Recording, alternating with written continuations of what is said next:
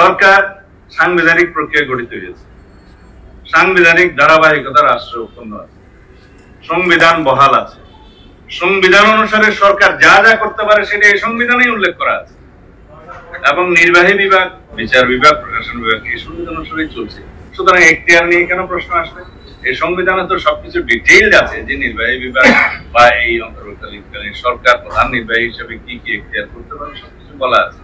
এখন বলা হচ্ছে প্রধানমন্ত্রী তো নাই, অন্তর্বর্তীকালীন সরকার তো তত্ত্বাবধায়ক সরকার না, এই টার্মটা তো সংবিধানে নাই, তাহলে এটা সংবিধান ভায়োলেট হলো কিনা? মোটেও না। যেহেতু আর্টিকেল 106 অনুসারে সুপ্রিম কোর্টকে আপিল বিভাগকে সেই দায়িত্ব দেওয়া হয়েছে, এখতিয়ার দেওয়া হয়েছে অ্যাডভাইজারি রোল হিসেবে, প্রেসিডেন্ট সেই হিসেবে অন্তর্বর্তীকালীন সরকার গঠন করেছে। এই অন্তর্বর্তীকালীন সরকার গভর্নেন্সের জন্য, to run the government and state function, যা যা এখতিয়ার আছে নির্বাহী বিভাগের তাই প্রয়োগ।